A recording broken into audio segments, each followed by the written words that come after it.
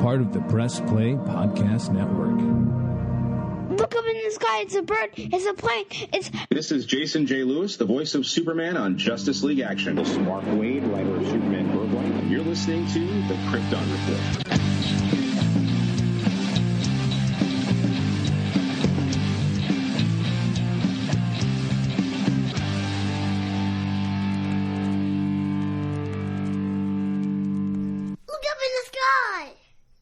We laughing at?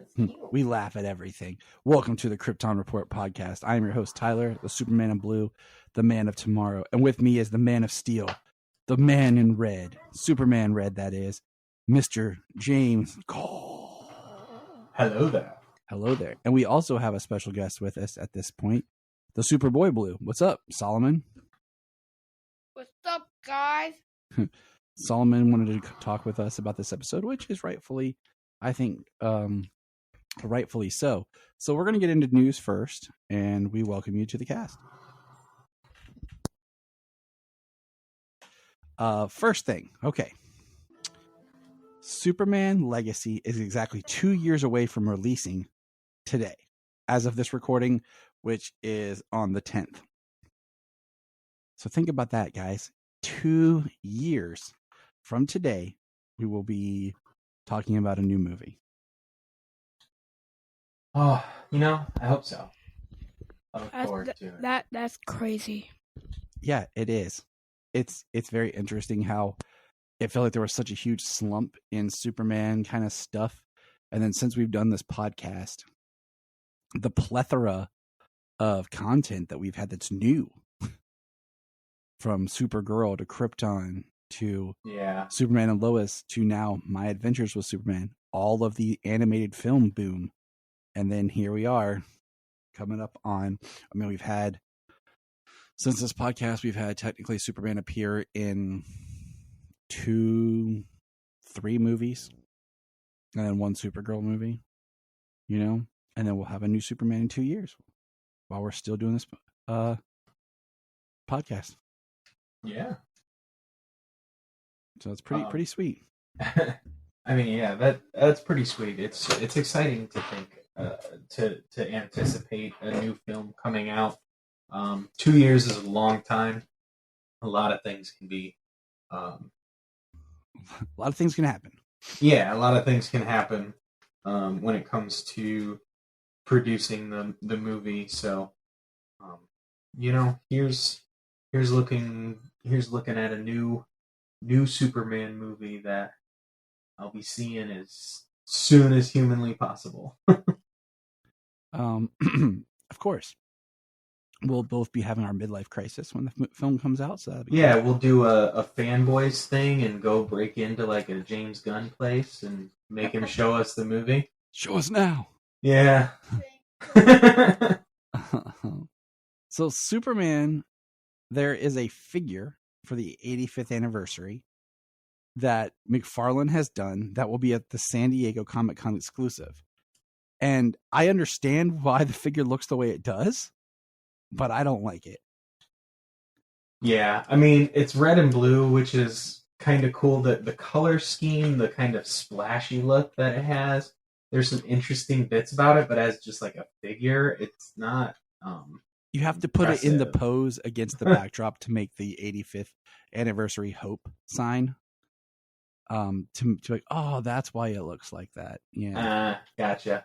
That's why. But yeah, and I guess McFarlane will have a booth at San Diego Comic-Con, and yeah, we'll see what happens. I mean, DC Films is not going to be there, but there will be comics. Comic-Con is becoming back to being what it was, a comic book convention instead of a film fiasco. Yeah, I mean, these films don't exist without the IP. Comics need to be appreciated. They do. They're the groundwork. These characters have survived for 85 years. Like, there's a reason. There's a malleability to the characters, which is crazy to think, because why is there such harsh reactions to different versions of characters when they've had so many iterations over decades, the better part of a century. Because it's the internet and we now have a voice where we can all complain about.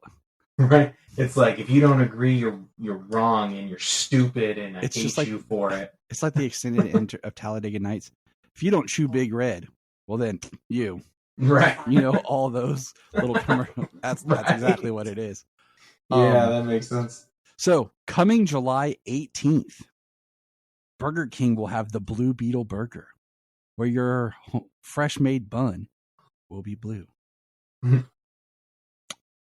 Yeah. I mean, it's just dyeing bread with food coloring. Just like they did with Spider-Man. But it's so weird because Hardee's was supposed to do something with the Flash, because Hardee's Carl Jr., I don't know how these fast food things work anymore, because, you know, back in the day, McDonald's and Taco Bell did stuff with DC. And then I guess Kentucky Fried Chicken did something for Superman Returns.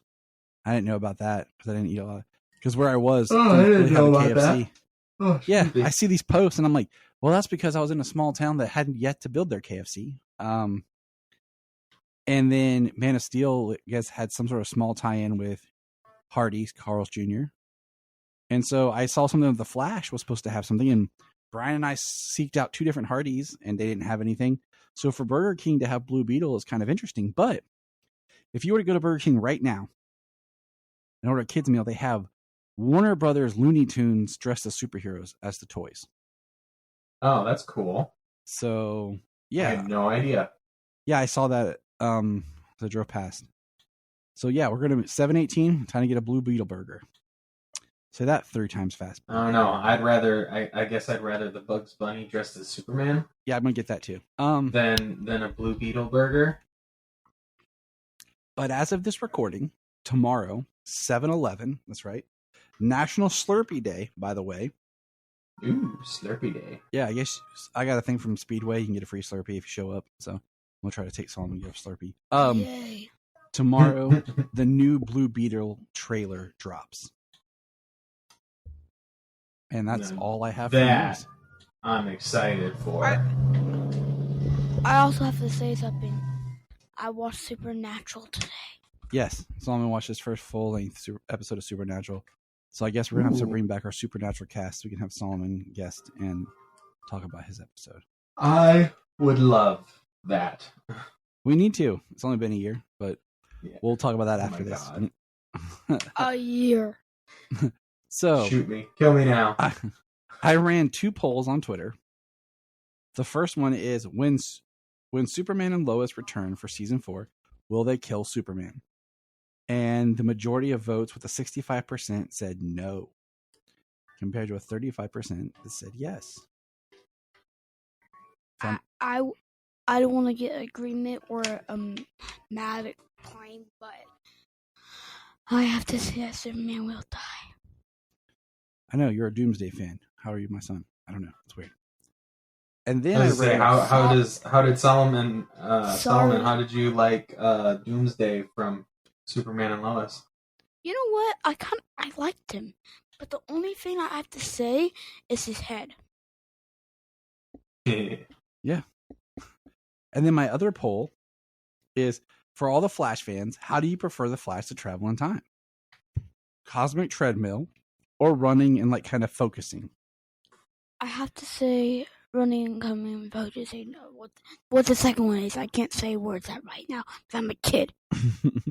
53% said cosmic treadmill, with 47% say running and focusing. Thought that was interesting, just because, you know, with the film and even the TV series, it was kind of just him running.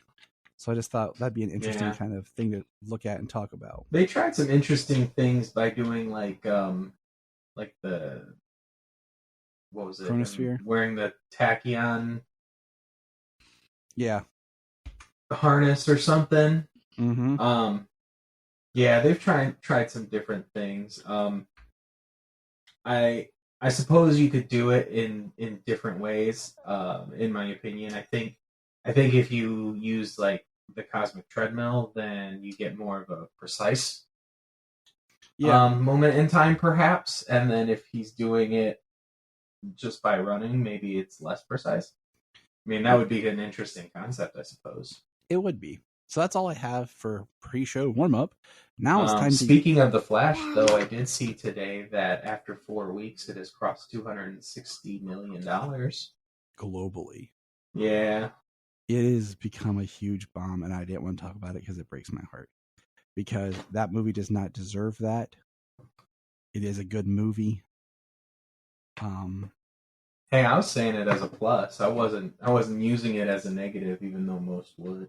I'm just saying, like, it's very sad that it is. Yeah, because it is low. That should be like, oh, it's domestic, right? It should be. And watch it hit home and on HBO Max, and it just explode with people talking about it and praising it. The people who can't go out to the theater, like, oh, it'll be on Max sometime.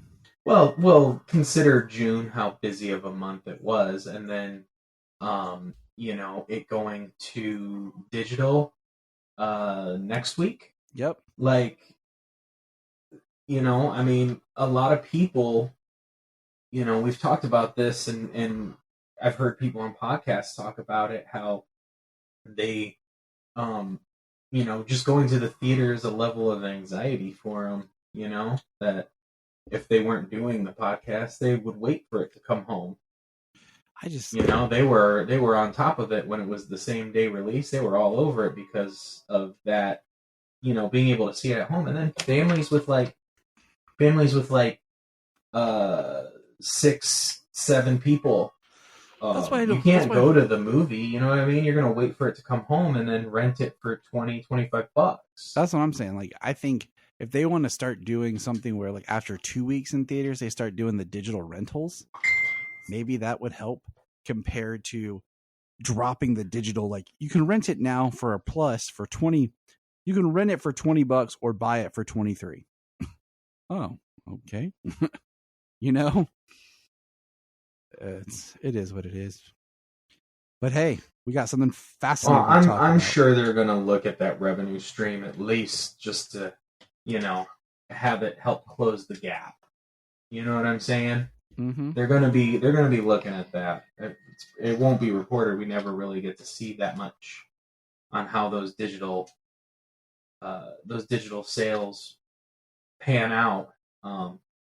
Because like expensive movies like The Flash, it probably won't pan out. But like movies like Welcome to Raccoon City, that only costs $30 to $40 million to make, it did surprisingly well at the home market after it was released. And it's actually, at least they're making another Resident Evil live action movie, not necessarily if it's going to be. I mean, from what I heard, they're shooting it in the same area, so maybe it's connected. It should be. Why are they making so many Resident Evil movies and so many Resident Evil games? It's like Teen Titans Go, and it will never, like... It'll never end? Yeah, never end. Good. I've been joking recently, like, Teen Titans Go is like The Simpsons or Family Guy. Like, it just keeps going, and it'll never end. I think The Simpsons already end, Dad. No, The Simpsons are going to go, and then I'll be watching with my grandchildren. So no more watching new Family episodes. Guy. Solomon. So, all right. Hey, in my opinion, they can keep going making those games and movies. Exactly. About Resident Evil. Yeah. Solomon, you wanted to be on this episode because we have a new Superman cartoon. My Adventures with Superman, and that's what we're here to talk about. The pilot episode and the second episode, which are a two-parter. Now, I got my notes, and I'm going to give a little context backstory here. This show was announced a little over 2 years ago. Okay? It was in May of 2021 when it was reported that 2 seasons had been ordered for a new animated series entitled My Adventures with Superman.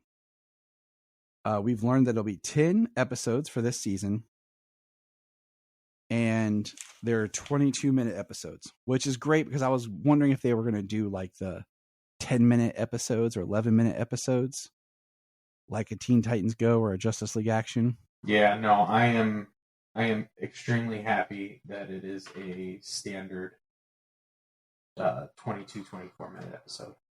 And before we break it down a little bit here, can we talk about how confusing they bumbled up when the release was? Long pause. No, I didn't experience anything with the bundle on the release, so well, they you have said, to give me context. Well, it says midnight on I have to look at my dates. Adult Swim. The 6th Okay. at midnight. Okay? So that means you would stay up Wednesday night. The clock hits midnight. You're now the 6th. Boom. It should be on. But no, it was you stay up the 6th, and then at midnight, which is technically now the 7th, at midnight, it premiered. So people were confused because I had people messing like I stayed up and it didn't come on. Oh, they stayed up the 5th, so that way when it turned the 6th, they were up at Because even when I put in the 6th at midnight on my calendar, that's what it is. The 5th into the 6th, not the 6th into the 7th. yeah. Then it said next day on Max. Well, so basically what happened was at midnight on Friday, it premiered, which is technically Friday morning at 12. And then I woke up, I checked my phone, and I saw on iTunes it said My Adventure with Superman coming soon. And I said, okay, well, I bought the first 2 episodes because I'm going to buy the digital to support the show. Okay. And then Janine and I went out about our day. At 3:00, I pulled up my phone. I saw someone say, hey, it's there. I looked on iTunes. Boom. Both episodes were there. Cool. But then I saw on Max, both episodes were there. And I was like, okay, that's weird because I thought next day on Max would be Saturday. But no. And then I found out they released the first episode on YouTube. Oh, wow. So that everybody could watch the first episode at least. So Adult Swim Cartoon Network's YouTube has the first episode in full. That's great. That's smart. Yeah. That's I think it amazing. does it. You know what? Not to bury the lead or spoil anything. Like, I think it's totally worth it. Everybody should be able to see it. I do. I think it's a great. But what sucks, and I will say this: what sucks is our good friends in Australia. The YouTube link does not work for them. If you click on the link, it says the uploader has not made this video available in your country. Oh. Poor Nate, guys. Celebrate Nate. I know. And But our good And friend Connor. Nate McKenzie, we figured out a way for him to check it out. So we were able to do that for him.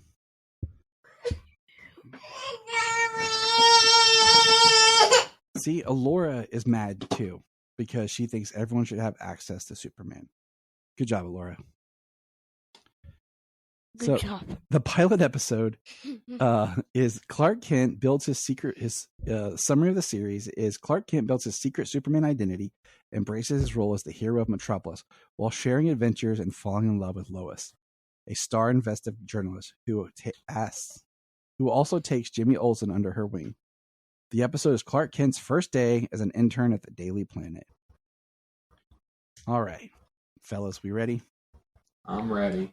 So the episode, Yeah. the animation, first of all, reminds me of the recent Netflix Voltron series, where it just has that very same kind of look, where it's anime-ish, but not full-blown anime. Yeah, it reminded me a lot of, and in a family-friendly way, it reminded me a lot of Invincible. Yeah. But maybe one step more towards anime. But it reminded me a lot of Invincible in its animation style and flow of action and everything. If you have not seen the Voltron series on I have Netflix, not. it is amazing, except for the last season. See, I think the animation is awesome. So right from the beginning, when this show started, so let me set the table for you. It's me, it's Solomon, it's Selah, it's Jania, and it's Brian. We all sat down together and we started watching it, and immediately it started, and this boy's face just lit up. he was smiling. He was happy. He made the announcement that Clark Kent seemed to be about his same age in the opening. Yeah.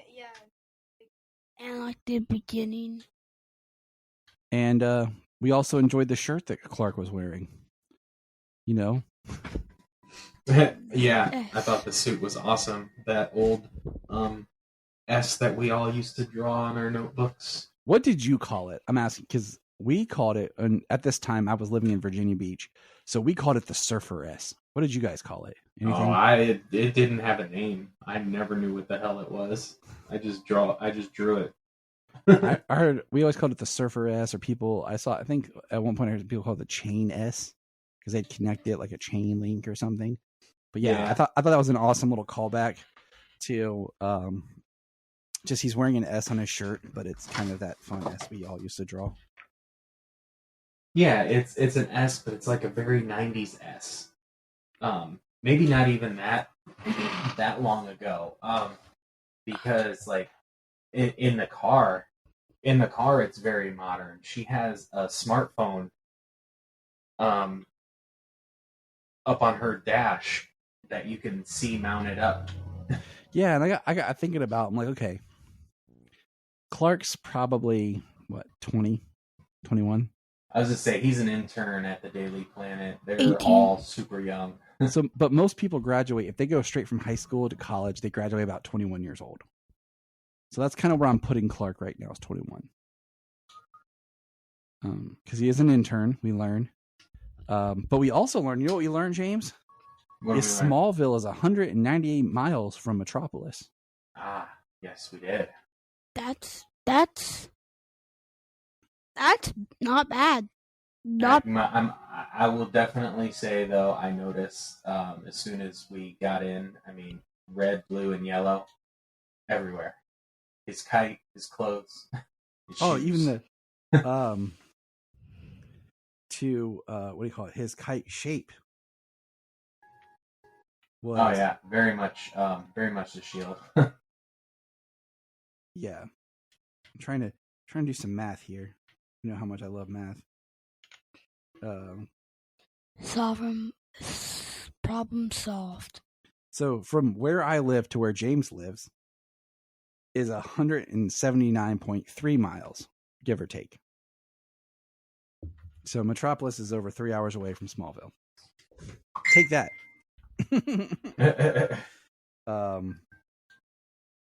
But the first thing I did find interesting is when he started running and got like the first hint of this bioelectricity. This blue bioelectricity. What do you think about that, James? Yeah, so I saw that, and it was interesting because like he didn't have any abilities or anything. It didn't seem like. And then the car accident's about to happen. The woman hits the pothole, and like that sparks his powers almost. It almost made me wonder if at some point down the line in the show they don't have plans for an electric Superman. It would be interesting because it'd be the first representation of that outside of basically comics. Absolutely. I just think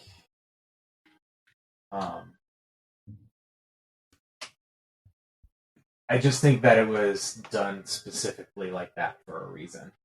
Right. And then it comes 100%. It's not a one done thing. Yeah, because it's not the only time it happens.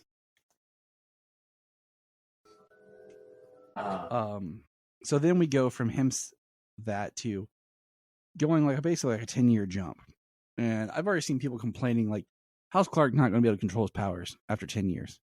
Because we see Clark wake up and smash the clock, break the faucet, rip the door handle off, And I'm just like, come on, people, just let it go. Yeah. Like, seriously. I assume there would be complaints about that as well. I haven't looked at it. I haven't seen any of it. At this point, in my opinion, it's very much the same thing as like Man of Steel. He has no training. He has no idea of his limits. He's been trying to be careful his entire life. He doesn't know who or what he is. He hasn't been able to experience, some of his full capabilities and understand the amount of control that he has over his abilities. You know what I mean? He's literally learning. It really upsets me when people are like he's a kid, he's not even Superman yet, but just because he puts on the suit, like he has to be like perfect at everything. I know. Like from moment one. It's annoying. Like that's not a character. like if you're writing him like much later in life and after he's gone through some formal training, yeah. But that is a stupid and annoying complaint that people have lobbied over the last 10 years. People suck, man. I mean, sure, it could be Smallville where he spawns a new power and in like 15 minutes he has 100% mastery over everything. Yeah, and by the end of the episode, he is rocking and kicking butt. Yeah. So, but I did. People do suck. I do like the juxtaposition between him waking up, smashing the clock, and then Lois waking up and like slamming the clock and can't get it to turn off. Yeah. And we have Jimmy Olsen, who Solomon really liked. Jimmy. He was like, he even looked at me at one point and was like, "I'm Jimmy." I was a lot like Jimmy Olsen. And it was cool. Hilarious, funny, breaking every cute moment. Me, definitely. And also just the fact that everything Jimmy says is right, but no one believes him. Maybe it's an alien. No, Jimmy. Why not? It's just funny. Yeah. Jimmy is really funny. I do like it how he lives with Clark. And yeah. Like all of his conspiracy theories he doesn't apply to him. Like it's so funny. Just the idea of being oblivious. I like that we meet that Clark and Jimmy meet Lois before work as he buys like 3 dozen donuts. Did you get him his bib? That was hilarious. And there's an immediate spark between Lois and Clark. Not even, you know what I'm saying? Like, and Jimmy's from the moment they saw each other outside the store. And Jimmy's just like pushing it the whole time. Like, that was super cute. He's like, I sent it to Clark. Like, what? You did what? Can I at least approve them first? Yeah, let me get a picture and send it to Clark. Yeah. But I like how we literally have Clark save a cat from a tree. Had to save the cat. Now, normal day, normal guy. Yeah, he's telling himself, normal day, normal guy, normal day, normal guy. And then we meet Mr. White, and we find out, like, they are all interns. And Mr. White just reminds me of, like, a worn-down parent who's, like, told their kids, like, stop, don't do that, stop. I'm just waiting for him to be like, I'm getting too old for this. Yeah. I love the characterization of Perry White. And the thing I love the most is every single time he tells them to get out of his office, the transition is the door slamming on them. I like that as the episode goes on, we see him come alive. But what I do like is the first villainish is the killer robots, which is very Max Fleischer. It's very comic book, animation throwback. Yeah, it's very much like the animated series as well from the 90s. Yes, James, I was literally thinking of that. You just read my mind. Because Salma, what did you and Sayla watch yesterday? We watched 3 episodes of the anime series, like the 3 pilot episodes. Yeah, the Last Son of Krypton, 3-episode arc. they just watched it on their own. I was so proud. I could cry. I did get the reference to Mrs. Jurgens. Although I know there's a couple of probably call-outs that I probably missed, but that was one that jumped at me, the Jurgens reference. Yeah. And then what I find interesting is that Lois tricks Clark and Jimmy that Perry sent her on an assignment with them, and Lois keeps dodging Perry's calls, and then Perry calls Clark, and Clark figures out Lois lied to him. He's like, "You lied." And that's a very interesting, like, kind of introductory. And then, Clark leaves, and Jimmy goes with Lois. Yeah, kind of gives her a little fallibility in his eyes. Since they were so like infatuated with each other from the beginning. Exactly. And we meet what do they call it? I had it. Flip Johnson and all her people, the Kids League of Newsies, basically. The News Kids Legion. That's a callback from back in the day. The only for sure reference and where I know of the characters from is the death of Superman. They're in Cadmus at the time, and it's the only thing that I know them from. But yeah, that was a pull that I loved seeing, was the News Kids Legion. And then basically robots attack. Clark fights a robot. He doesn't have his suit yet, and he pulls like some extra clothes and throws on. And we notice that he's not as powerful and strong as we're used to Superman being. What did you think about that? I mean, actually, very, very similar. I like that he is developing, that his powers are not, that his powers aren't just like topped out, overpowered at the very beginning. It raises stakes for him and for others around, if he's going to be able to save them, if he's going to be able to save himself. I mean, that was a choice they made back in the Superman animated series, was to basically lower his power level, so that way things were challenging for him. And I found it just interesting because I felt like it was even more lower than what I would expect. Right.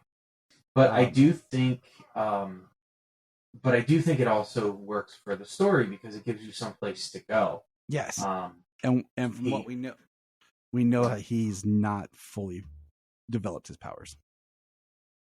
Yeah, you can see that he has a lot more powers in him when he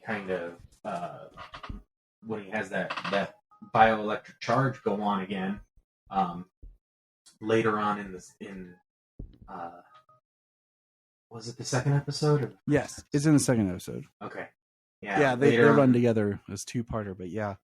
I watched it a couple of times, so it does feel like just like one whole thing to me. I did think it was interesting because he didn't use any heat vision. So are we just dealing with basically speed and strength at the moment, and flight? Yeah. He might not really have many other abilities yet. Because we do see him get a swollen eye from fighting, and I think I know why. Then when he sparks again, it kind of heals. Yeah, and we see Jimmy gets a blurry photo of the flying man. Classic Jimmy. I think I know why. Why? Why his powers are like that. Why? Because he's growing, and it's like his first day. I bet probably in episode 4, if I make in episode 4, he will have heat visions, and then episode 6 he will have cold breath, and then episode 8 he's going to be more stronger. That's what I'm thinking. That like that. Cool. Well, So an that's- interesting thing is we see that bioelectric aura. We see it especially around Jor-El and the ship. Yep, I was getting there as we transition to episode 2.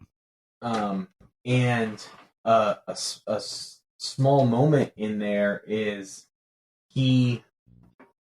when Clark flies off to rescue his parents because the ship's opening and they're like gonna fall in. As he's flying off, the Jor-El says, "Kal-El, Krypton is," and then that's when it shuts off. I have a theory that maybe Krypton didn't explode. It very much more seems like war or something. Much more like what J.J. Abrams was going to do with Flyby. So I'm wondering if maybe this is going to be a different story. Krypton didn't explode; it's still out there. Well, there was a planet that exploded. So, The planet did seem like it. There was a planet that did explode. They did show that, but it didn't seem like a natural disaster. It seemed like maybe a weapon or something. and I'm curious, like, because it looks like he comes through like a portal more than the regular crash landing. So that's interesting. And I feel like I'm sure it probably draws on many aspects of Superman, like Superman and Lois does. They might be using more of a teleportation or a wormhole sort of thing, like the Phantom Zone projector did for travel in Man of Steel, bringing him to Earth. what I like. Okay, when he goes home and he tells like Lois and Jimmy he's sick, he goes home and like we see basically. I feel like the ship that he crashed in, okay, is this Kryptonian tech, and it's growing into the fortress. That's what I think as well. And it's like this interesting, like maybe he's like in a different dimensional plane, like when he's in there, because the way we have these things surrounding him, and then we have him. Well, we'll see where that ultimately leads. But I definitely think that the idea of it growing into like the fortress, is certainly thinking the right way. I'm still not a huge fan of the way the chest emblem looks, but it reminds me more of like recent comics, the way they did Zod's, and even a little bit like Kingdom Come. Yeah, his dad's was Jor-El's was a little more Kingdom Come like. I do think it's very interesting that when he comes out of the fortress thing, he doesn't have any trunks on, and then it's Mama Kent who makes him some trunks in the belt. Yeah, that I particularly loved. I loved how the suit was Kryptonian. It comes out and it looks a lot like Henry Cavill's suit from Man of Steel. And then now we're seeing Hold on, you interrupted, buddy. And then she says something needs to be done about this. She's like, definitely some shorts, maybe a belt. I was like, that is great. Like, it's a Kryptonian suit, but she kind of puts her own earthly spin on it. Yeah, And I thought that worked great.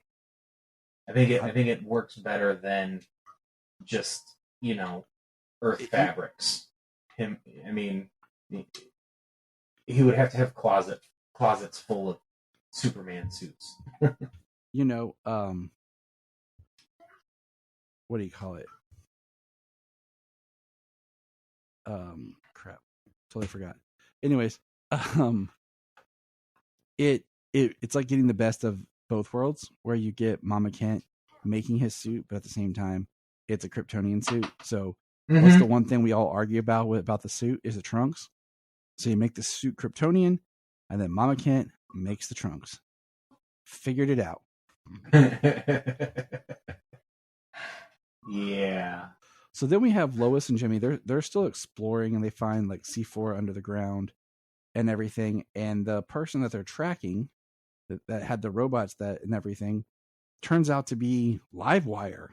Did you see this coming? Willis. No, they said they called her Willis, and it didn't strike me. And then she's addressed as Leslie Willis at the end, and I was like, oh my god. And then she started using the electrical powers. I was like, oh. I was like, that's a cool one to use too, because that's Livewire gets her powers usually in some sort of accident, like with or around Superman. It looks like she's getting it like a tech or something.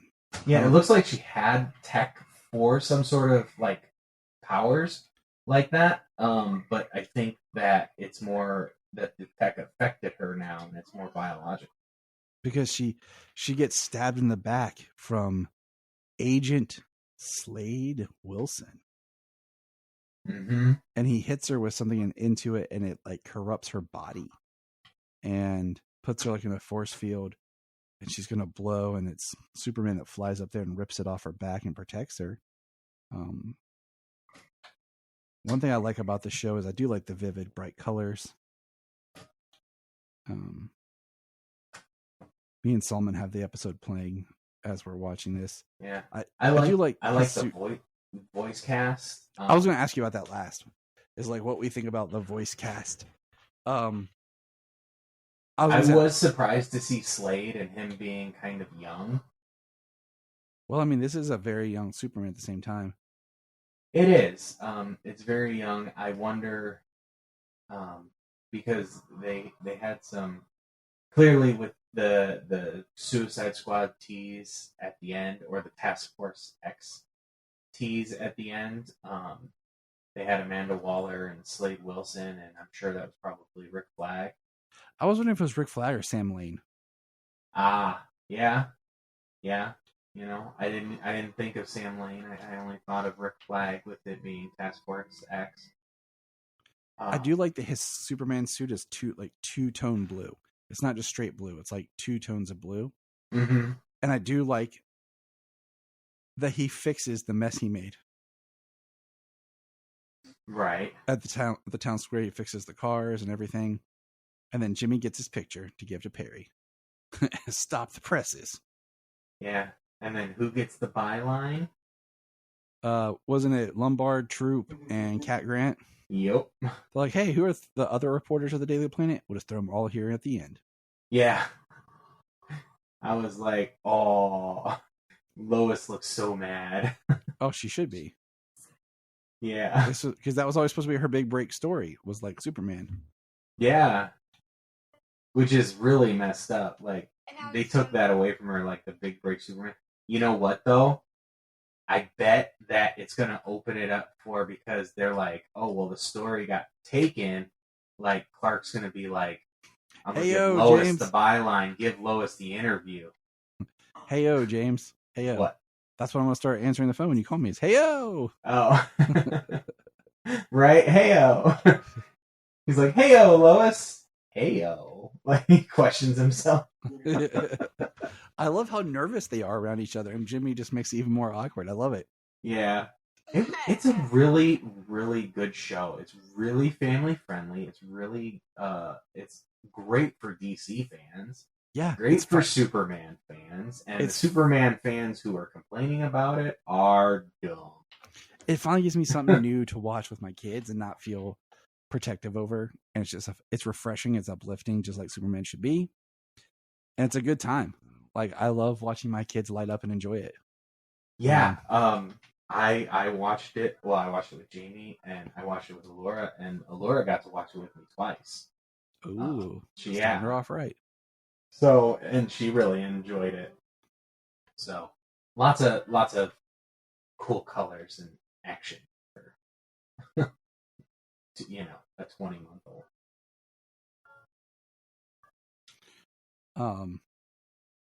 So the voice cast, I don't hate Jack Quaid as Clark. I'm not 100%. He's like a 75% for me right now. Yeah. I think he does really good actually as Clark. His Clark is awesome. The Superman is the part where I think he's going to have to mature the voice just a little bit. And I think that's just going to be something we'll see as the show progresses, because I think he'll grow with the character. And, I'm curious. Oh, I think so. I mean, is he going to stand out as one of the voice actors with Tim Daly and George Newbern? I don't think so. Jerry O'Connell. I mean, I think he'll do a good job, but I don't. I think if the show keeps its quality, he will be remembered because he was in he played Superman in such a good show. And I can agree with that. It's kind of like how we feel about our buddy Jason J. Lewis. Love the voice. He does not get the recognition he deserves because of the show. Yep, because it was one season of a show that, that episode, that episode, that structure, really short like that, came off the back of, I think, like making all that stuff, just like Teen Titans Go, come off the back of making all those 5 to 10 minute videos for YouTube on like DC Nation and stuff. Yep. You know what I mean? Mm-hmm. Okay, so Solomon, out of 10, what would you rate My Adventures with Superman's 2-episode premiere? 9. James? I'd rate it 10. Yeah, 9. Very, very little to complain or nitpick about, and anything I would be nitpicks, like maybe the age of Slade Wilson. Yeah. Like looking like he's in his 20s. Maybe he should look a little bit like he's maybe 40. Not maybe 60, 50, 60 or something like he does when he in the comics where he's much older. But, yeah, I'm going to go with a 9 as well. Fantastic, excellent show, very funny, very good to watch, very entertaining, very light, very hopeful. Good cast. I think it deserves a 9, and more people should check it out. All right, let's hold off a second. I have something to say. All right, say it, Solomon. I'm gonna watch this when I go to bed. You should. It's on Max. Is your Max working upstairs? I hope this show continues. I hope it does well enough on like Max and everything. It's hard to say for Adult Swim. Now, Adult Swim has a lot of shows that have been there for a really long time, or at least it had a lot of shows that lasted for a long time in their run. So this show kind of is different than that, but the anime angle does fit in the time slot for Cartoon Network. So I don't know about that, but I really do hope that the show lasts and gets more than a single season. I agree. And It's that's tough what I hope. because it started getting developed before the new regime, So I hope they're not like, you know what I mean? Like, well, we know it's going to have a season 2. We know it's going to get at least a season 2. Ooh, yeah, that did come out, didn't it? Yeah, and I feel like, because like you were talking about the new regime where it's supposed to be like an animation is in live action and such, and this was kind of in that weird transition period. Makes me kind of wonder also about the Cape Crusader thing. They're kind of be falling under that Elseworlds umbrella, which is smart. But yeah, I hope too, like, where's the merch, man? Where's the My Adventures with Superman figures of Jimmy, Lois, and Clark Superman? Give me a Clark figure, a Superman figure, a Jimmy, a Lois, a couple of villains. Like, where's the toys, man? Because we need that to help reinforce things with the kids. And this show is for the kids so far. Like, you should be watching it with your kids. Exactly. So we highly approve it. We love it. I'm so thrilled that this is Superman to enjoy with my kids. And yeah, and we're going to take a break here and let you listen to some of our friends talk about it. Stick around for some awesome thoughts from some of our fellow friends and an extra special mini episode tied in with a new guest. Check it out. we're going to press pause and hear a few words from our other podcasts on Press Play Podcast Network. Hello, Brooks here with the Books with Brooks monthly book club podcast. Here's how Books with Brooks works. We read one book a month, and then we talk about it. Classics like Stephen King's The Shining, debut novels like We Are the Brennans by Tracy Lang, and tons of other compelling, life-changing stories, one book and 1 month at a time. So come read along with us, and then listen in.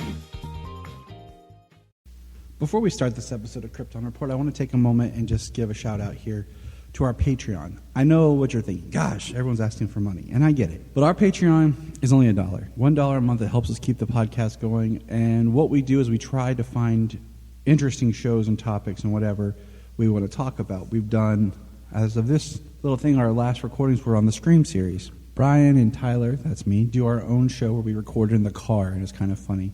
And we talk about pop culture or whatever is going on. We also have the Supernatural podcast we've been reworking. It's taken some time just because of life. But we do movie commentaries as well. It's something that James and I have done, what we used to do on the main show that we've started doing here. So for $1 a month on our Patreon, you can get those shows. There's at least 4 a month. Also, there's my movie pitch show that I do. But also, what we want is if you're a Patreon, you can come on. You can come on the main show if you want. Or if there's something you want to come on and talk about, we can do it as a Patreon special. So all I want is for $1 a month, think about chipping in, joining our Patreon, and you have a voice to be a part of things. Follow the link in the link tree or in the show notes below, patreon.com/Krypton Report. If you are like Tyler and James and can't get enough Super Talk, check out these other podcasts.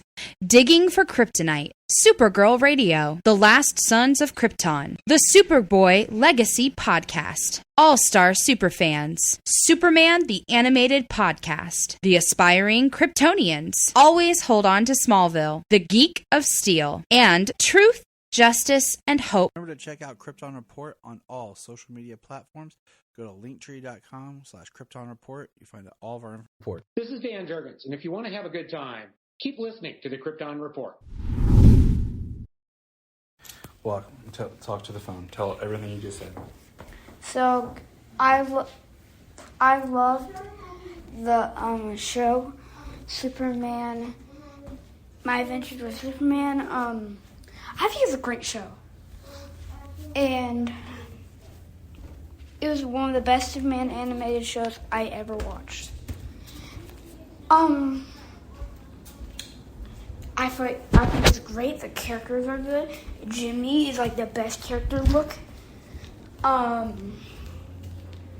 Clark is good. Lois is good. I think it's a great show. So that's all I have to say. So, go ahead.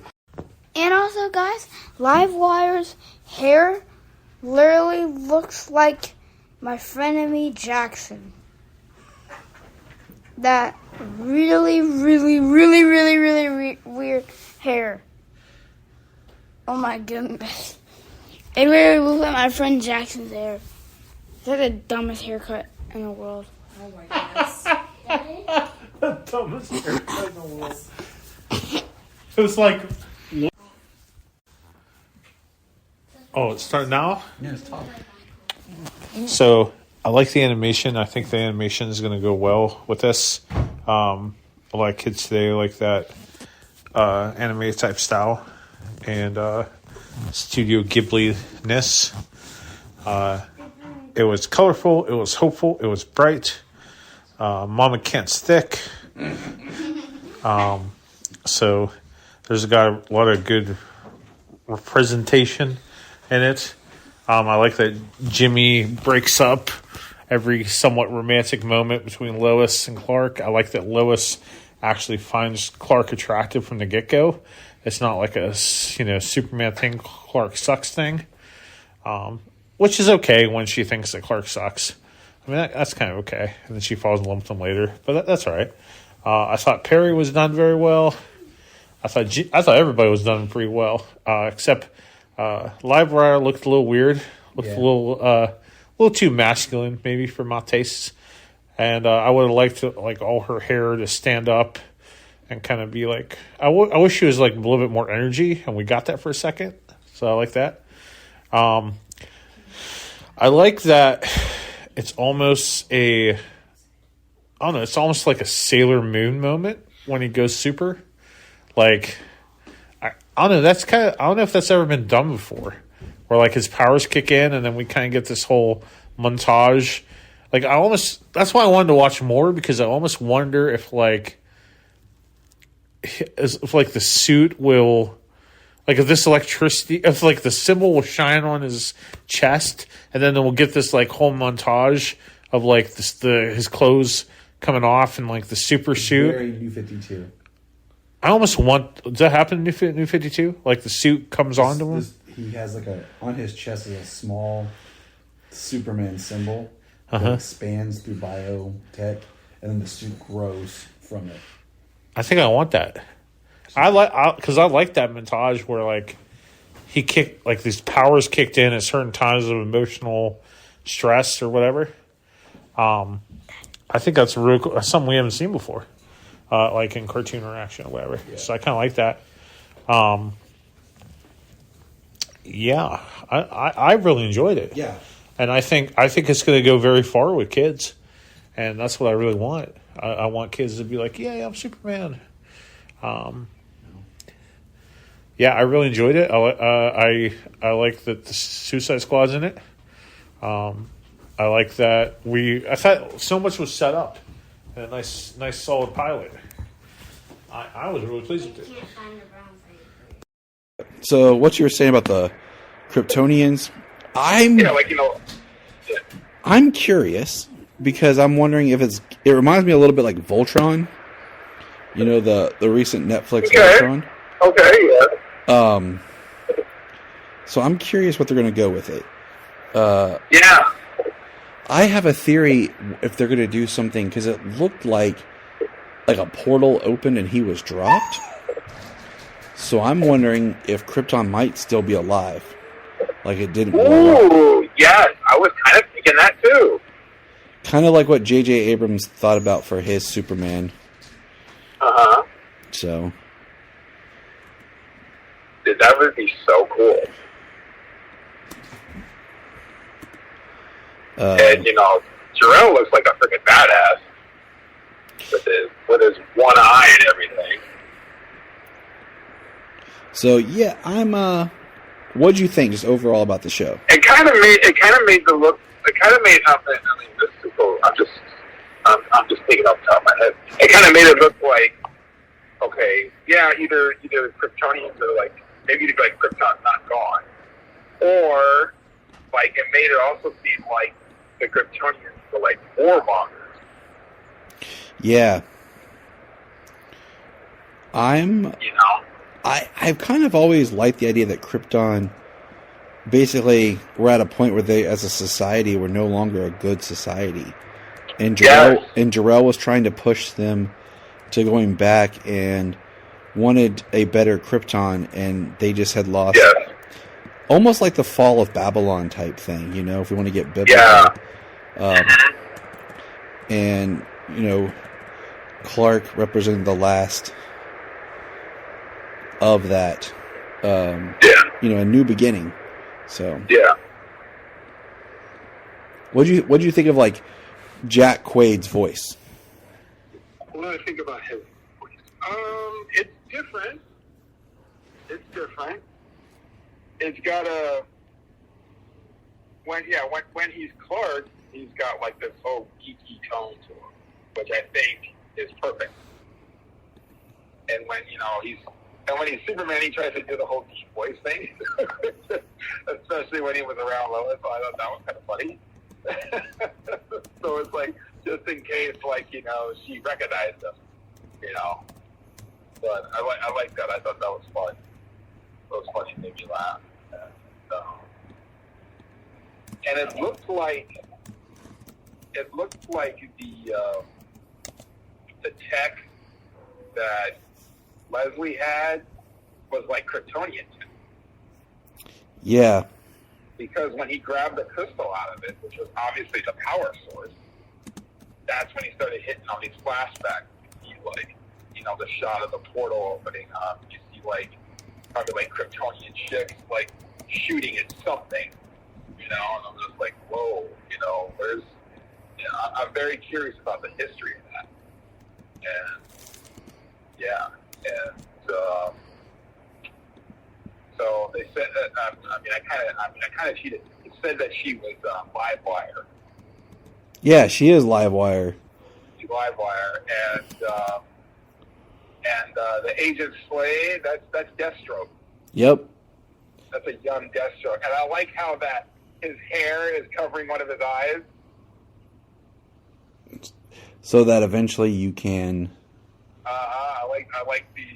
I like the little take on that little Easter egg there. That's kind of cool. And they really got a weird, odd voice for him as well. It's Chris Parnell from Archer. Oh, interesting. Yeah, he plays Figgis on. He plays Cyril Figgis on Archer. Yeah, so I'm like, dude, I know that voice, but he kind of changed. Okay, but he's doing something different, like kind of like obviously a dark character because he's a comedic actor. So, but yeah, I like it. It looks like they're introducing Task Force X and all that stuff. And you got young Deathstroke, and I'm like, cool. We're getting characters. I'm getting. So that'll be different in the world of Superman. I'm not saying, Batman's going to show up, which I don't think is going to happen. No, I think this needs to be very much just Superman's cartoon. Exactly, it's Superman's show, and yeah, let's not try to brush all these Justice League characters into things. You know what I mean? Because he's still a very young Superman. Still doesn't know anything about his past. He's starting to find out. I thought that ship that he came in, that huge giant ship that was buried or whatever. Oh my God, that was cool as hell. So my thought with that is that it came small, and then it crash landed, and then over time, where it's been buried, it's growing. And it's going to grow into the fortress. That's what Martha and Jonathan said, that it was growing. He goes. And I'm like, okay. So I feel like it's going to be that type of, because in some instances, they use the crystal technology, which grows. So I'm thinking, okay, it's very possible. Yeah, I know. I like it. It's different. It's different. Here's the thing. With all these new takes on comics and all that stuff too, you got to change it up. You can't. I mean, I'm not saying he's got to go to the North Pole and he's got to have a bunch of solid dudes there. What if the ship he came in, and the reason why it's growing, what if that is his fortress? Yeah. And I also like the recording, with all in Kryptonese, until it shut off and he started speaking English. Oh shit, damn it! they're giving us little teases, and I like that. I'm not saying give us everything in the first episode. Okay. It was ordered for 2 seasons, so I'm really okay. And 2 seasons so far. Yeah, I mean, yeah, and people need to watch it, man. Dude, I'm telling everybody. I'm telling all my DC fans, dude, why aren't you watching it? It makes me think you go back and you look at the original order for Batman the Animated Series was 10, 13 episodes, and then the order for season 2 where it was 30 something. Yes. The good old days of animation. Yeah, exactly. Yeah. So yeah, dude, I'm ready, man. I'm pumped for this show. I'm so excited. Dude, I can't. I'm all planning the Friday yet. I'm with you. I am with you. Yeah, I'm really happy and I'm hopeful, and I want people to watch the show, man. I think that's what it's all about. People watch the show, we get more. Exactly. Welcome to the Krypton Report podcast. I'm your host, Tyler, the Superman of Blue, the man of tomorrow. And with me today, I have a special guest. As I like to do, I seek out and find other super podcasters. Today, I have Mr. Sean Stackhouse. Welcome, Sean. Thank you, Tyler. I'm glad to be here. Man, I'm glad to be here, too. We've commented on stuff online, and I think you commented on like a live video we did before, and Yep. we've chatted, and you had posted something. And I was like, let's get on here and chat. So here we are. Absolutely. It's always fun. And what's funny is right before we got on here and started talking, my daughter came downstairs, and I was like, I was going to tell Sean something. I was like, you know what? I'll wait till we record. Have you ever heard of the game Headbands? No. Okay, it's like this kid's game. It's fun for all, but like you wear a headband, and what it is like a deck of cards, and you shuffle, and you put the card on like the person's forehead, and they can't see it, and then they have to ask questions like, "Am I an object, a food, something like that?" And then they have to kind of whittle it down. Well, yesterday the kids and I sat and show you for all those people who can't see, and made our own DC characters collection. Nice. With we started using stickers and then some old comic books that we had that were just lying around that were all tore up, and then we started printing stuff off and made our own DC characters with some index cards for headbands. And we sat and I played with my 8 and 6-year-old yesterday and played what DC character am I? So that's so cool, dude. I could sit in a room with a kid and do that all day long. I'd be fine. The best one that my son got that I was not sure if because I tried to pick characters that they've seen from the cartoons, they know from the movies, and from the Injustice video games. Okay. Yeah.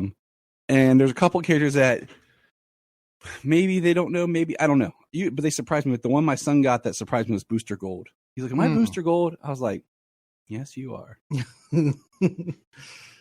Booster Gold's not one that would come around all that much. So exactly, that's why I was like, "Hey, all right, good job, son." Yeah, I'm hoping that we see Booster Gold up in the new DCU sometime soon. And okay, so part of what we're going to do today is we're going to get to that new cartoon thing that you've heard of this cartoon, Superman cartoon. Yeah, My Adventures with Superman. Yeah, something like that. Yeah. We're going to get to that, but right now we're just going to kind of geek out about just news and Superman fandom. But I always ask any first super guest, how did you get into the character? Like, what was your introduction? Where did you first meet the Man of Steel? I anticipated this might be a question. All right, so we're going to have to go back to 1983, and I was heavily involved in He-Man and the Masters of the Universe. As well. Yeah, and that was like my thing until my mom brought home 2 figures from the Kenner Power Collection. She brought home Superman and Batman, and then after that, I had the Hall of Justice playset, and I had like some of the vehicles, and I didn't understand why Superman needed like a ship to fly around in. I'm like, he's supposed to breathe in the air, he doesn't need to breathe or whatever.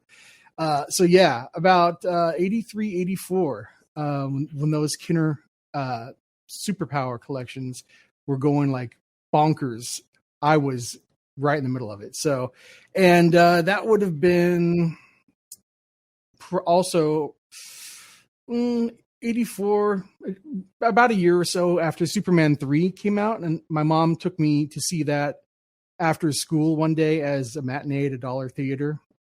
And yeah, those were the days. Yeah, I know. But no, I've been riding with Superman as my number one guy ever since, man. That's awesome. That's awesome. Do you have a particular favorite version? It can be live action, it can be animation. Is there one that that particularly hits you the strongest? I do.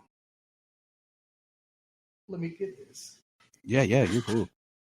This is the fun part about doing this like we are. This is when he comes back to life. Nice. This is like, I know there's nothing special about this comic, but that pose, that hair, that costume, this is peak Superman to me. All right. Hey, I think it's awesome. Yeah. So you've said that pose, that costume. Man, I'm horrible with numbers. It's like my weakness. It's my kryptonite. Like one of my favorite Superman comics is one I had got with a toy. and I don't even remember what toy, but it was right during the Electric Blue when it started. But what it was a issue of Superman that kind of summed up his entire journey. So like it was this nice little, if you hadn't been reading Superman, and I got that as a kid, and I just loved it because I knew him from cartoons, I knew him from the movies, but I hadn't really got into the comics as much. And this comic would just summed up everything that kind of had been going on post-crisis, like his whole journey up to him being Electric Blue. Yeah, So, well, and then there was Red as well. Yep.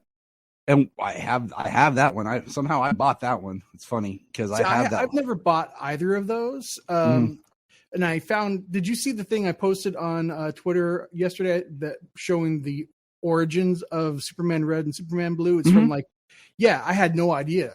And these were from like this 60s or 70s, maybe. Oh yeah, that one. Yeah. There's that quick one. Yeah, it's so fascinating. Just that whole thing, and then because the big famous ones from the Electric era. Yeah. But yeah, how it started even back then in the 60s, because we did a whole thing, because like that's what me and James's joke's all about, because I always do blue and he always does red as his color scheme. Oh, that's cool. So who is your favorite live action Superman?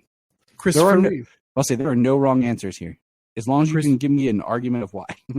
Christopher Reeve, to me, looks like he walked right out of the pages of a comic book.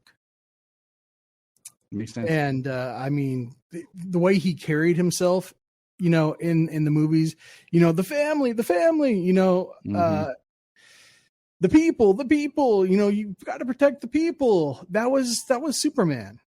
And I think Henry Cavill I think he could have done the exact same thing if his agent and the different people in charge didn't screw him over. I think the biggest miss for him was not giving him a solo Superman sequel. Yes. Before BVS. Yes, before branching into creating, because I've said this a bunch of times that like what do you call it? There is like Man of Steel was never set up to be the launch of a universe. It's so insulary. Yeah. But then they tried to make it, because it wasn't planned. It was supposed to be the Dark Knight's version of Superman. The Batman Begins of Superman.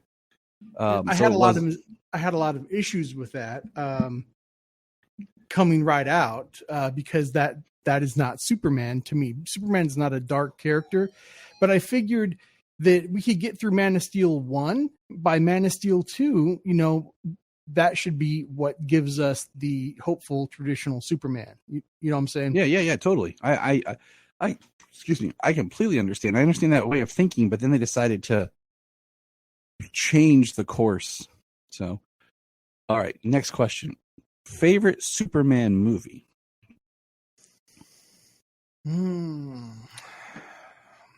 Superman 2: The Donner Cut. Nice. I have a high respect for the Donner Cut. I like it a lot. And there's only like I think the only thing I like in Superman 2, the Lester cut, really is the general where you step outside line. Yeah, I do like that. And I think that's, because like I watched them there for a while. Like I watched them like at the same time. I watched them back to back. I took notes, and there's little things in it that like blur that I can't remember which is which, Yeah. There's some things that stand out very prominently. Yeah. Because I tell a story all the time. Like for the longest time when I was a kid, I didn't realize what was Superman the movie and what was Superman 2. Yeah, I had it taped from TV for the longest time, and it was both of them, and I just didn't realize. You just had them on one cassette. Yeah, I didn't realize that it was the two different movies, and you just thought this was one super long movie. But you didn't even think about it. You just watched it, and you walked away for a while and came back to the TV, and you're a kid. You just take it all in. So, yep. Let's see. Next basic super question. I don't know. I usually have I have a list usually, but I couldn't find it. But I know a lot of it's just the same repeat. Are you for live action? Are you a Trunks or no Trunks man? Oh, I got to go with Trunks. What I think I was listening to you talk earlier about like, and we'll get into this here in a minute. We'll just get into it now. We'll use it as a segue. With Superman Legacy, you and I started talking about this online, and I was like, we'll just hold it. We'll hold it till we chat. Yep. I was listening to you talk a little bit. I really think, and you said this too, that there's going to be more of this traditionalism in this film. I think so. There has to be. And I agree with that. I think even from the casting gives you a sense. Because you know how like you'll cast and you'll be like, oh, I can see it. Or I'll wait to see what the actor does. I feel like with the casting that we've got so far for Superman and Lois, you just look at them and you're like, yes. Yeah. I see it. Like there's no squint. There's no like, okay, I can see it. You know, you're just all you got to do is make both of their hair brown, like, or dark black. She needs to be black or dark brown or black, and he needs to be black. He's black, yeah. I'm big on hair color. I've said this many times. Christopher Reeve was like a ginger almost. And yeah, he was light. He dyed his hair every time. That's how it should be. I'm just saying that's part of the character's traits. Yep. Okay. So dye that hair. You get that hair dyed. You get in your suit, and I guarantee you that he's gonna look like the dude, man. So, I was thinking about when you're talking about the costume. Mm-hmm. I have this kind of, because you were talking about the symbol. You want just the bigger, more traditional symbol. Yeah. And I was thinking about this like, yes, I want it, but at the same time, I want it to have something that makes it its own. Because it's the marketing in me. You know, it's like, even like, you look at Chris's symbol, Dean's symbol are pretty much indistinguishable. Mm-hmm. You know, Brandon Routh has his own styles. I say styles because he got two of them. Right. Technically, Henry got two.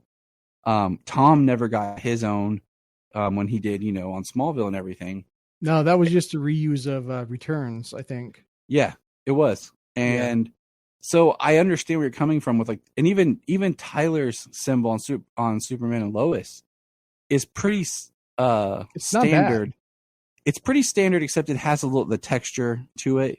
Mm-hmm.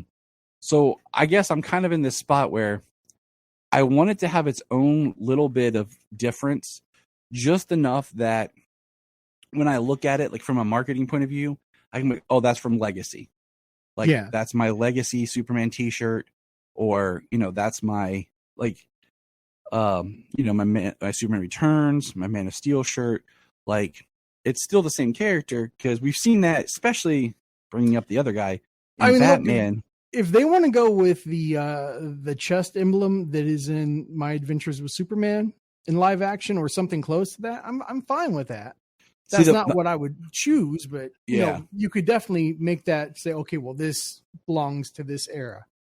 I feel like there's something they can do that's slight enough that you don't really notice it, but it works. You know? Yeah. Like, you know, the Kingdom Come style is a little different. Even I love that I get to say this, first of all. Even the Nick Cage style S has its own little signia to it. Bro, his people were hating on Nick Cage after that cameo, but that suit, like where you actually see him standing in the suit, like it's bright and popping, you know, that suit is pretty badass. Man, tell me, you've seen the documentary, right? Yo, yeah. But I knew about this well before the documentary even hit, because I had a Superman magazine, and it was talking about this movie that Tim Burton was going to do, Superman Returns, and I read all about it. I saw all the initial images. I still have the magazine in my long box. That's awesome, because you know I'm trying to think. It was one of those, like, I used to buy movie magazines all the time, and it was like, you know, upcoming movies in some sort of production. And it was the first time I read about they were going to do this Lord of the Rings thing down the line. Yeah. That New Line looked at it, and then it had a blip about Superman Lives in it. So, like, I knew about it, but when I first saw the first trailer for that documentary, I was so excited. And then it kept getting pushed out more, because they actually, when that trailer hit, got funding for it and was able to go and do more. And when that thing pre-launched for purchase, I bought the most expensive package because I was like, I want to support this, and I love that documentary. It's one of my favorite documentaries. So I was super excited with the Flash cameo of the Nick Cage Superman. Oh, me too. Because I knew exactly why he was there.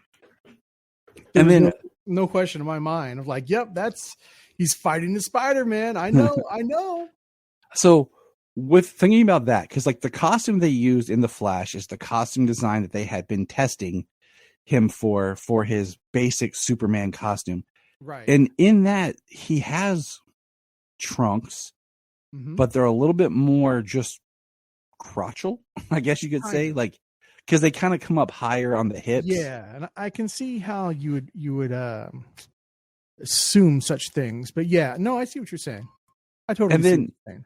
I think the best looking trunks that we've had was the Brandon Routh Kingdom Come style suit. Oh yeah, that suit was fire. So that suit, I think about that, and I think on our poll, we had a whole discussion on Superman suits. That one won out as best live action suit. And I kind of have that in my mind right now. I really like the Superman and Lois season 3 suit. So those are my two favorite live action suits. Okay. Okay. I mean, that makes sense.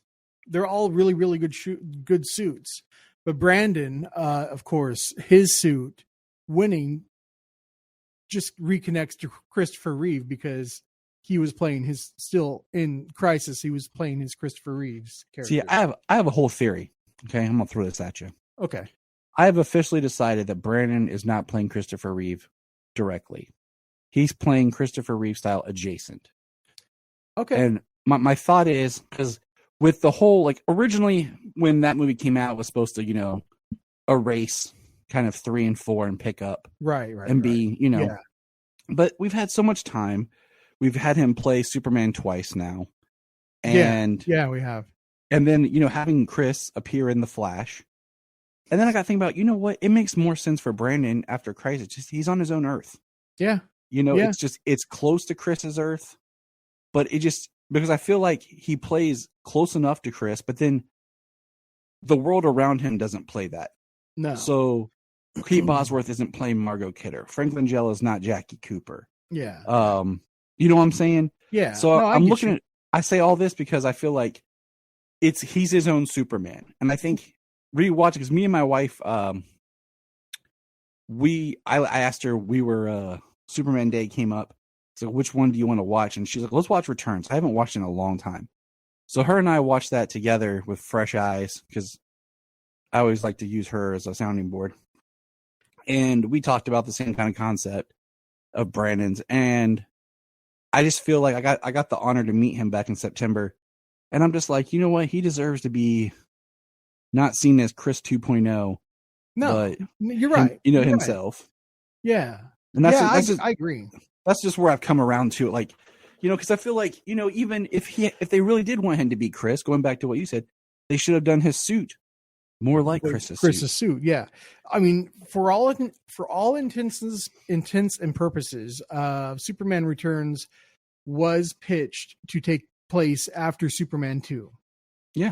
That's where it was in the timeline. So if you ever get a chance to speak with Robert Meyer Burnett, he has an entire backstory on that. It's an amazing, like, just of a story to listen to of how that movie came to be. Yeah. Because it's so convoluted and twisty. Yeah. If you his DMs are open, send him a DM and say, hey man, I'm interested in the backstory of Superman Returns. He was involved in it. And I'm sure that he would love to come on and like just talk like an hour and just give you everything. Yeah, we'll get that hooked up in the future. Because all of the stuff that he's going to talk about is what was supposed to be in the beginning of the movie, but scrapped at the last second. Okay, yeah, so we're going to get him on here. Yeah, we'll talk more after we're done. yeah. But we're talking about costume for David coming up is like if they can do the trunks similar to the way they did the Kingdom Come style, where they're a little bit more full. Mm-hmm. I think even the Superman Returns trunks aren't too bad. I think there's a way to do it and it not look as off-putting. Yeah. So I'm curious because we're going back to saying like doing Superman to where it just looks like that Superman, not like a take or an interpretation. Mhm. It's just that's it. Yeah. Well, and it can be any type of material because he has that energy that he makes throughout his body, so his clothes are protected. Mm-hmm. Basically from that force field that's on his body, and so even in the comics when they said that his mom made his suit, that's why his suits don't get destroyed. Going up against these huge aliens. It's the aura. Yeah, bioelectric aura. Yep. I kind of am in this torn. Like, I really liked a lot of the steps they made on Superman and Lois because I really like that he has his first suit that his mom makes him, which is the very Max Fleischer inspired. And then I kind of figure he got the second suit probably from the Fortress. That's my headcanon. Yeah. It just feels right. How do you feel about so many people out there on the internet wanting this new Superman to have the Max Fleischer logo? I think it could be cool. But my only response to that is that normies don't know what that is. Yeah, they don't. They need to see the red and the yellow. I think it's a way though to make him stand out, and it goes back to like that marketing thing. Yeah, because the S and the shield, no matter what. I got in an argument with somebody online because they were talking about being classic and traditional. Like, let's take it back to how Superman was traditional. And I put the image of Action Comics #1 Superman shield. Like, I was like, you mean like this? They're like, no. And I'm like, that's tradition. That's the original, man. Like, that's traditional. I love the Max Fleischer style. I always have. I think it could be something really uniquely done. I've seen some cool fan mock-ups. I'm not opposed to having, two suits where you have scenes with him with the original Martha made suit, then he has a more Kryptonian made suit. So where you could get away with kind of a little bit of differences here and there. So, you've read Dawn of Superman, right? Yeah. Okay. I'm trying to get a good picture. Lois doing her thing. Come on, super. Okay, so in the tight, you can kind of see in the he's got his trunks on. He's got his yellow belt. He's got his classic colors. Mm-hmm. And I think they're doing it right. Let me see if I can get a clearer color for you. Okay, so all the way down. Yeah. He's in his trunks. He's got his colors. Everything looks perfect. I think that would be what I would want to go with. I want a long cape. That was like one it's like with Chris's costume, the boots were too high and the cape was too short. Yep. So I'm okay. I would I heard you're talking about like the yellow S on the back. Yes. I want that, but I want it. This is just me being picky. I want yellow S on the back, but I want it more in the style of how they did in the New 52, where it was black. Because, but do it in yellow. Like, it doesn't have to be that exact style, but like instead of being solid yellow, like it's just the yellow S with the back red, Yeah. Because I really want, if we see Krypton, one of my favorite things from the New 52 was the fact that the cape was Jor-El's cape. And he took his cape off and wrapped Kal in it and sent him. So I like that idea that the cape that Superman wears is his father's. Yeah. So, and that's something I would like to see in the film. But I definitely do want the S in the back of the cape. However they choose to do it, it's definitely something I would like to have come back. Yeah. If they could do it for the Christopher Reeve movies, they could certainly do it now with CGI. Oh, it's so simple. Yeah. I mean, just put the S up back on the cape, man. I mean, that is traditional. Like if you give him his trunks back and you give him his belt, his full belt, and his S on the back of his cape, I mean, that's all I want, man. That's I all. like. So one thing I will say is with Superman Returns, I like the belt in Superman Returns.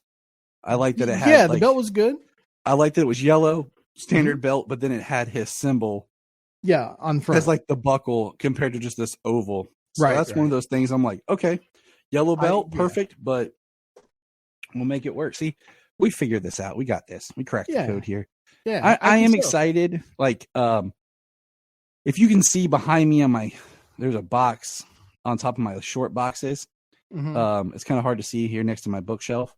That is called the Legacy Box. Ah. That is the box that my kids and I have made where we put our spare change or dollars in as we save for 2 years to buy Superman Legacy merchandise. Oh, okay. Cool, man. I That is- dig that. That is our plan, because I got thinking, like, my kids are cool as heck, and no matter what you thought about the Flash movie, it was exciting for them. It's probably the most hyped they have been for. My daughter loves the Flash, period. I love that movie. My son loves. My daughter also really likes Supergirl. And of Nice. course, everybody loves Batman. We're getting 2 versions of Batman, and I had taken last year my son to see the Cinemark movie theaters did Batman 89, Batman Returns, and Mask of the Phantasm in theaters. Mm-hmm. So we did a triple feature. Me and my son did last year. Awesome. So we were all, like, it was the most pumped we have been for a DC movie as a family in a long time. Oh yeah. And I got thinking about how much the hype was from Superman Returns and Man of Steel. And I'm like, I hope that's what we get for Superman Legacy. And now I have my kids to share that with. Yeah, I hope the same thing, man, because Superman Legacy, it's going to have to swing this out of the park, man. They're going to have to swing for the fences. They can't like do it just half-assed. I apologize for the language. Oh, you're fine. But they have to. Superman Legacy has to be like a critical hit, and it has to be a hit with the movie-going audience. It does. It has to be it has to be the kind of movie that I could take my grandmother to see, Mhm. and she feels like that's Superman, even Right. though, and then, You see, if she needs to DC has a problem with retaining their fan base right now. They have a fan base problem, and a lot of that has to do with it can be traced back with BVS. When that didn't hit $1 billion, then Warner Brothers started meddling and changing everything. All the other films that were supposed to fall in line afterwards, it all became a big cluster. You know what? Yeah. And so people kept coming back less and less and less. Yeah, okay, there was Wonder Woman, and Aquaman surprised everybody with $1 billion. Yeah. But Superman, I think it's smart doing Superman as your first official launch into the DCU, because you have to build, as James Gunn, he's going to have to build everything on top of Superman's shoulders to make it work. You can't start without Superman. I agree. Just like the comics, and DC really took off with Action Comics. Yep. And the other thing, you're talking about the fan base, and that's going to kind of bring us into part of our discussion today, is something that DC has really been lacking, is catering to children. And I say that as a father, and I say that as someone who wants to introduce my kids to this fandom, but I need something to show them that's okay. And that's been a problem, is you haven't put out anything really for kids.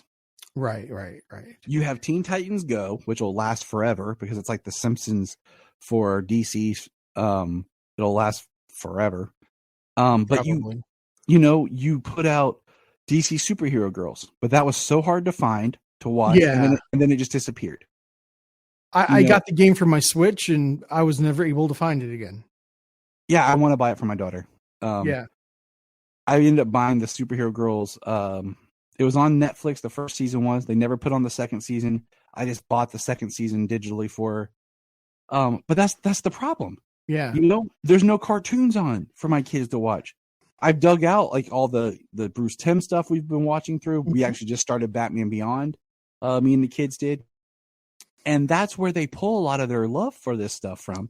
And you know what's sad? When I was growing up, all of this stuff would have been on Saturday morning or afternoon after school. Yep. You know, this is how we would have consumed these cartoons, and we would have had no problem doing it. And now there's no, like, you know, I feel bad, and we won't go into the whole reason why, but Super Pets was a lot of fun last year to watch with the kids. Yeah, I liked it. It was a fun movie. I enjoyed it. Yeah. The kids loved it. The local theater by our house here actually just showed it on Thursday morning for part of their summer free movies for the kids and stuff. So that was like the first thing I felt, other than Lego Batman and Teen Titans Go to the movies, which I've said this many times, I prefer Teen Titans Go to the movies over Lego Batman. Okay. If anyone wants to argue with me, that's fine. But other than that, there hasn't been anything that's been like, that's really felt like it's been for kids. Right. You know, except for maybe I want to say Stargirl, but I don't know. See, Stargirl and The Flash, when it started, were very family-oriented shows. Yeah. I watched all of Stargirl with my daughter. Loved it. I love that show. Very underappreciated. Oh, yeah. I hate that it only got 3 seasons. It didn't have the name recognition, but wow, was it a good show. Oh, yeah, 100%. The Flash, I've been rewatching The Flash because, like I said, my daughter, she loves The Flash. And The Flash is great up till about season 4, then it starts getting wonky. And then by season 5, by 6, I think is where it's completely going downhill. That's when they should have just pulled it. They shouldn't have gone to 9, unfortunately. They should have just, after Crisis, just been like, we're done. But those are great because that's the family environment where me, my wife, my kids, we can all watch it together. Yeah. But there hasn't been that thing. But now we have something that's for the family, but is for the kids. Absolutely. And I have a soundbite I'm going to throw into the podcast here. That's my son, because we watched the first episode of My Adventure with Superman, and I looked over, and my wife was smiling, my son was smiling, my daughter was smiling. They were laughing, and they just looked blissfully happy. And when the first episode was over, I looked at them, and they're like, let's watch the next one. They were ready to go. You know, my son was laughing. He's like, I'm like Jimmy, you know, and we were all laughing. And he took my phone after, because I was like, I'm going to get this. And because we always do this a lot of times when we see something, he took my phone and he's walking around the living room talking about how much he liked the show. Mm-hmm. And that's what we need. Yes. Especially with Superman and getting kids back into these characters. Superman is that character to do this with. Yeah. Superman is for everybody, but you can make a series that talks for, like, on the levels of the young ones, you know, and it resonates with them. And it's resonating with people who like anime, you know, and it's also resonating with people, you know, my age who don't like bad writing. Yeah. You know, or like a lot of changing to the Superman mythos. But all my issues aside, man, if this show can manage to bring in and snag a couple thousand more Superman fans into the world, then it's all worth it. It's got my blessing. I agree. Like any Superman that comes out is someone's first, you know? Absolutely. However they see it. And if this is going to introduce people to the character, awesome. Yeah. If we were rewatching the pilot today and the kids just loved it. And that's what makes me happy is, you know, the one thing I didn't mention was they did Justice League Action back in 2016. Yeah. That was a great show. And it just kind of disappeared. It did. I loved, and it continued from Justice League Unlimited. Yeah, kind of. Yeah. And it was loosely attached to that original DCAU because you had the voices back, which I thought was awesome.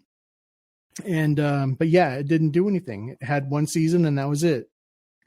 And you know, I bought that when it came out, like episode by episode. Mm-hmm. And I feel like Cartoon Network does not know how to handle any DC property other than Teen Titans Go. Facts. Yes. I feel the same way. Same way. And that's why I'm happy. Like, I know that My Adventures with Superman dropped on Max, but I went ahead and bought the season digitally, and I'll buy it when it comes out on physical too. I'm going to buy it when it's on physical just to have it in my collection. Exactly. I'm a physical still collector, but I also like to support things because yes, I'm watching on Max, but I'm also like, I really want this and I like this, and I'm gonna put my money where my mouth is. Yep. And have it. So what did you get? We'll go back now. This show was announced it was 2 years ago, actually. This show was announced. Yeah. Mm-hmm. And how did you feel about it when it was first announced? I was excited first and most of all to be getting another Superman animated show. The fact that it looked like they were going to be using anime was kind of like, I guess we'll just have to wait and see, because I just don't get I can't get into anime. I must be past that cutoff. I had so many people my age growing up, like this girl I dated, she loved Sailor Moon, was really into it. Yeah. And the closest I ever came was like Voltron. Yes. And I didn't even know that was anime until I was older. And Gundam Wing. Like my brother really liked Gundam Wing, so I watched some of it.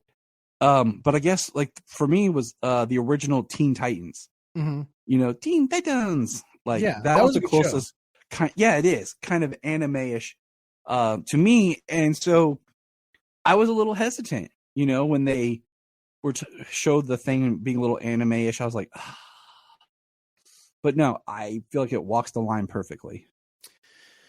Yeah. I mean, there are certain characteristics of these characters that I have a problem with.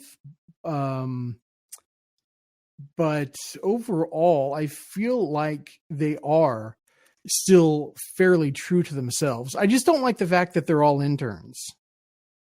That don't bother me. I feel like it's fresh. I mean, my thing is thinking about today, like in the world we live in, journalism's a dying thing. Like serious journalism is dying. Like I worked for my local small town paper for a while and it was rough, So the fact that they're starting out as interns, I mean, they've kind of shortened that gap of age between Clark and Jimmy.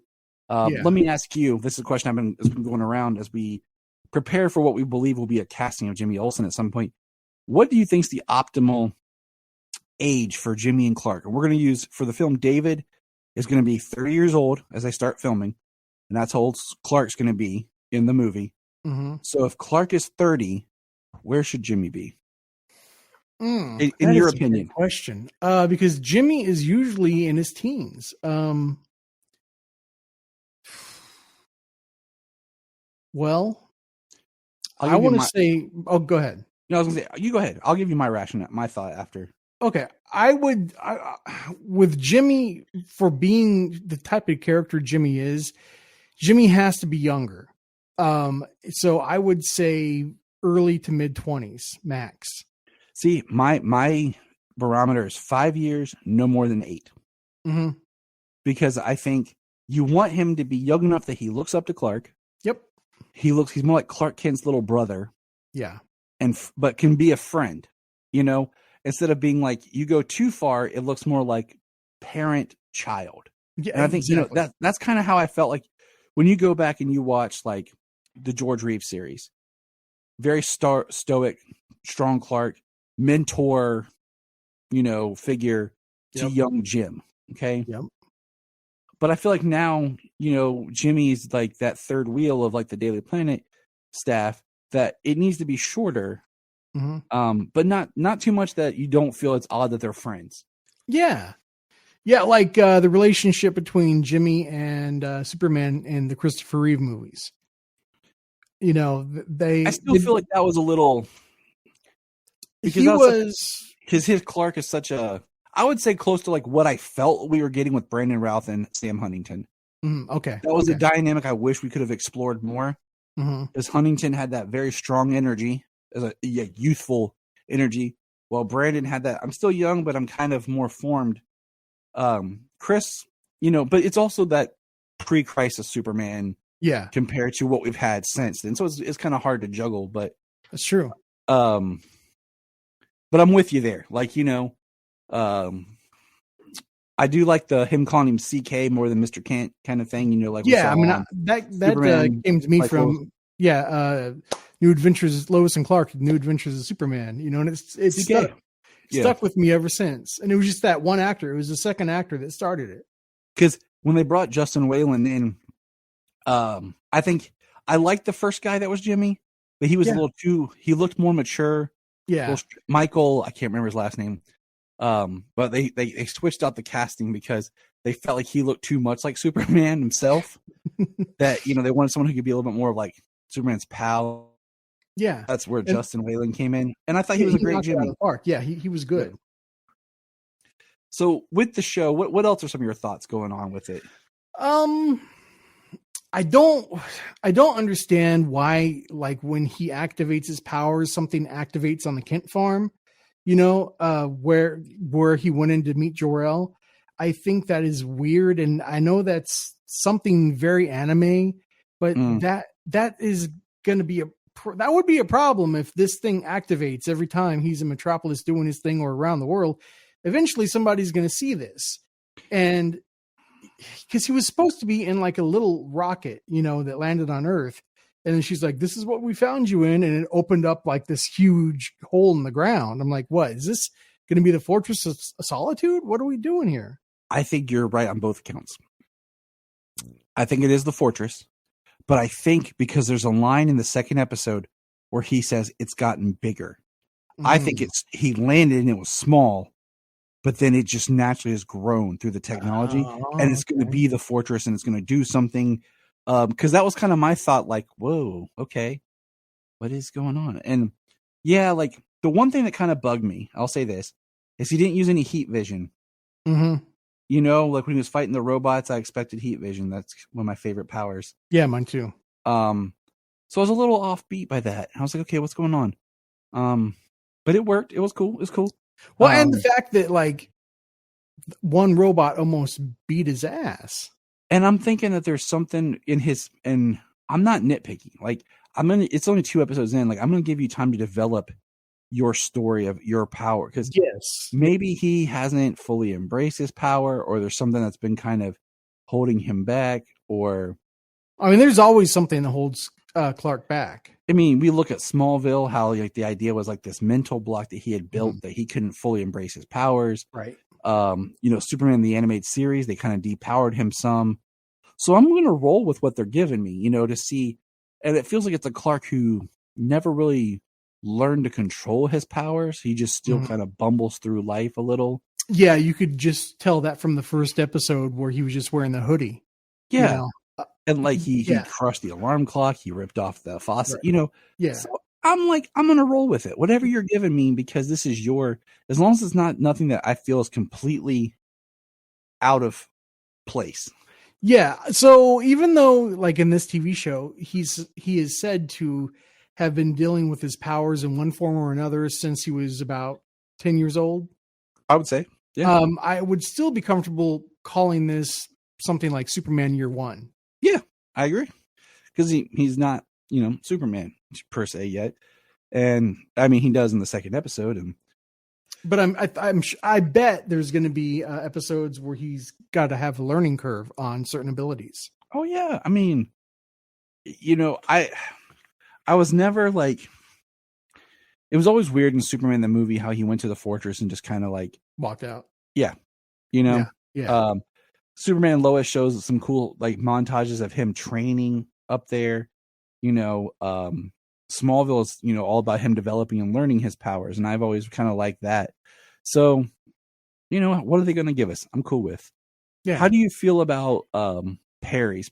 I think Perry's a difficult character to portray because I feel like so much of Perry-isms were similar to J. Jonah Jameson. Yeah. And then JJ just blew up in the zeitgeist because of the Spider-Man movies. So it's kind of hard to be like, this is Perry. But how did you feel about Perry's portrayal? I thought his portrayal was pretty typical Perry from a lot of the comics. I agree with you. Like, I feel like he felt like that very, and I'm like, I put it in the perspective of journalist now, how it's so difficult to like, you got the young kids and it's so easy. They want to post stuff but actually like you have to find the facts and just being kind of overwhelmed by this is legit journalism, not your blog post. Yeah.